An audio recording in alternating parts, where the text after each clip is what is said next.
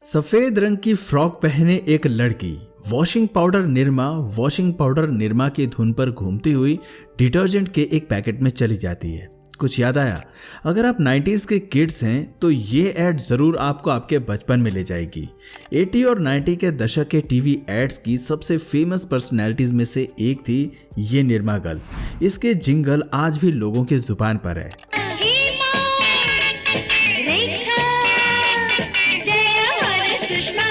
सबकी पसंद निरमा, एक एमएफसीजी कंपनी जो कभी बहुत ही सक्सेसफुल ब्रांड थी और अपने समय में हिंदुस्तान यूनिलीवर लिमिटेड की एक तगड़ी कॉम्पिटिटर भी थी, जिसे आज भी भारत में निरमा को एक मजबूत ब्रांड की तरह याद किया जाता है।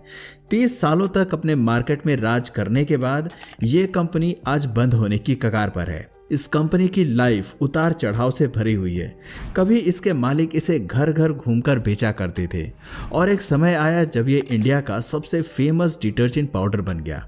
आज के इस वीडियो में हम जानेंगे कैसे इसके मालिक ने इसे एक लोकल ब्रांड से इंडिया का सबसे बड़ा ब्रांड बनाया और आखिर उनसे कौन सी ऐसी गलती हो गई जिससे आज ये कंपनी बंद होने के कगार पर है।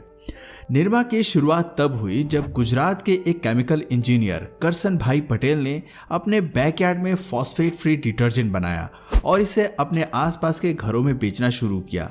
उस समय भारत में हिंदुस्तान यूनिलीवर लिमिटेड का प्रोडक्ट सर्फ, जो कि आज सर्फ एक्सेल के नाम से जाना जाता है, मार्केट में अपनी जगह बना चुका था। उस समय इसकी कीमत 15 रुपए प्रति किलो थी। 1969 में निरमा के मालिक ने डोर टू डोर सर्विस की।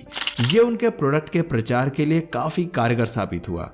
करसन भाई पटेल ने अपने प्रोडक्ट की कीमत भी काफी कम रखी।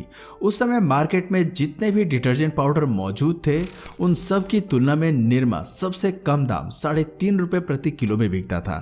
अब क्योंकि निरमा की कीमत सर्फ की तुलना में काफी कम थी, इसलिए यह रूरल मार्केट में तेजी से फेमस हो गया और कंज्यूमर्स के मन में खुद को एक कम लागत और कम कीमत वाले घरेलू डिटर्जेंट के रूप में स्थापित कर लिया।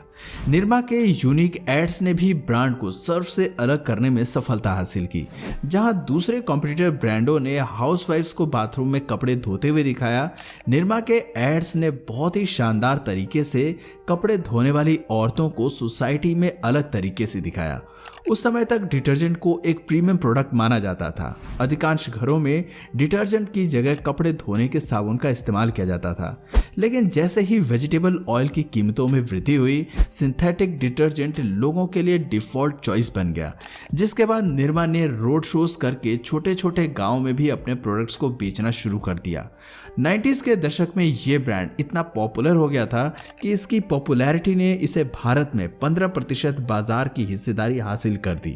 लेकिन अभी भी हिंदुस्तान यूनिलीवर लिमिटेड की सर्फ कंपनी एक प्रीमियम डिटर्जेंट पाउडर के रूप में बाजार में पॉपुलर थी। उसके पास बाजार की 65% मौजूद थी। निरमा पूरी तरह से डिटर्जेंट के लिए एक घरेलू नाम हो चुका था, लेकिन फिर भी इसने नहाने के साबुन का निर्माण शुरू कर दिया। साथ में सोडा, ऐश, नमक और दूसरे हैंडक्राफ्ट प्रोडक्ट्स मार्केट में लॉन्च करके अपना पोर्टफोलियो बनाता रहा। धीरे धीरे अब निरमा आगे निकलने लगी। छोटे छोटे गांव से अब यह बड़े बड़े शहरों में भी पहुंच चुका था। ऐसा करके न केवल इसने बाजार की 60% हिस्सेदारी अपने नाम की, बल्कि अपने बाकी के कॉम्पिटिटर ब्रांड से 1.72 लाख टन ज्यादा डिटर्जेंट पाउडर बेचा।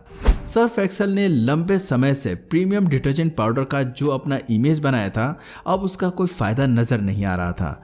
निरमा से कॉम्पीट करने के लिए हिंदुस्तान यूनिलीवर लिमिटेड ने एक और स्ट्रेटजी अपनाई, जिसे बिजनेस की भाषा में मल्टी ब्रांडिंग कहते हैं। निरमा एक लोकल कंपनी थी जिसने हिंदुस्तान यूनिलीवर लिमिटेड जैसी मल्टीनेशनल कंपनी को पछाड़ने की पूरी प्लानिंग कर रखी थी, लेकिन हिंदुस्तान यूनिलीवर लिमिटेड एक बड़ी कंपनी थी। उसे मार्केट की निरमा से ज्यादा समझ थी, इसलिए साल 1988 में उसने मार्केट में व्हील को लॉन्च किया। व्हील को खास करके निरमा के मार्केट को डाउन करने के लिए उतारा गया था। इसकी एडवर्टाइजमेंट में भी थोड़ा ज्यादा पैसा लगाया गया, क्योंकि निरमा ने एडवर्टाइजमेंट की दुनिया में भी अपना एक हाई स्टैंडर्ड सेट कर दिया था। जब व्हील ने अपने अनोखे एड्स टीवी पर लाने शुरू किए तो उन्होंने अपने एड्स में ललिता जी नाम की एक स्ट्रॉन्ग हाउसवाइफ को दिखाया, जिसने लोगों का ध्यान अपनी ओर आकर्षित करना शुरू ही किया था कि निरमा की बबीता जी भी आ गईं। और तभी आया निरमा का सबसे लोकप्रिय जिंगल, दूध सी सफेदी निरमा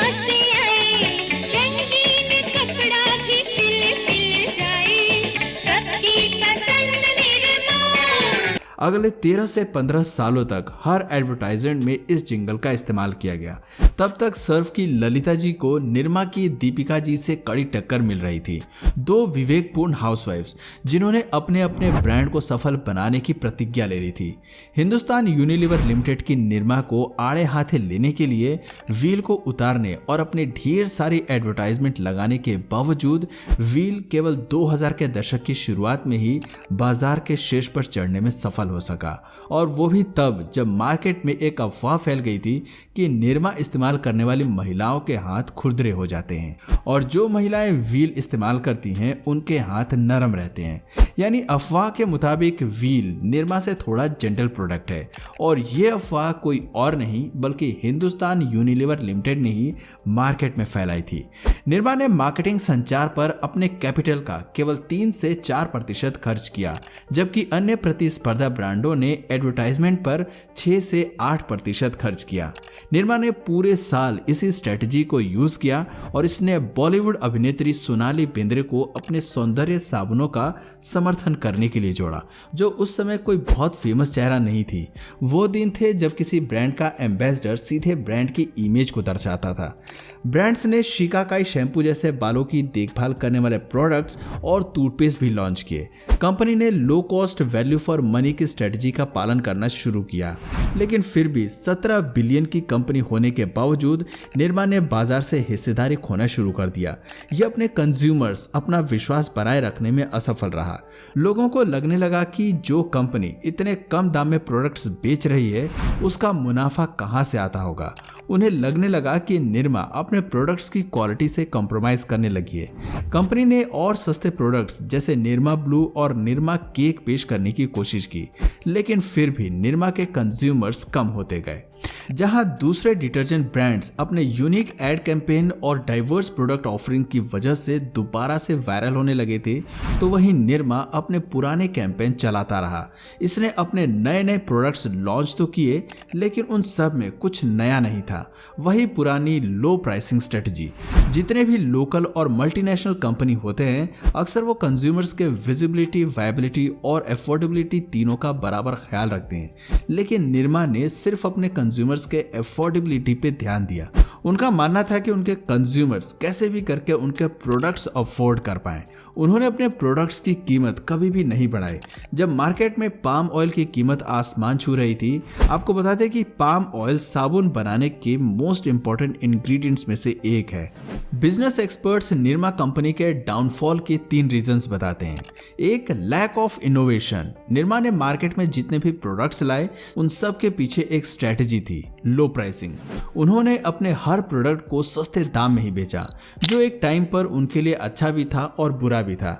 कई कंपनियां ऐसी भी होती थीं जो अगर अपने एक प्रोडक्ट को लोअर सेगमेंट में उतारती हैं तो अपने दूसरे प्रोडक्ट को हायर सेगमेंट में उतारने की कोशिश भी करती हैं। लेकिन निरमा अपने सभी प्रोडक्ट्स को सस्ता और अफोर्डेबल बता कर ही बेचने लगी थी, जिसकी वजह से उनके प्रोडक्ट्स धीरे धीरे बिकना बंद हो गए।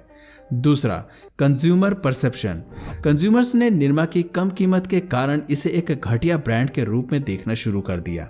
जहां हिंदुस्तान यूनिलीवर लिमिटेड, पीएनजी जैसे कंपनी के प्रोडक्ट्स अपने ब्रांड की प्राइसिंग कभी कम नहीं की, चाहे उन्हें मुनाफा हो या ना हो, इसलिए उन्हें एक प्रीमियम ब्रांड मान लिया गया और निरमा बस एक सस्ता सा ब्रांड।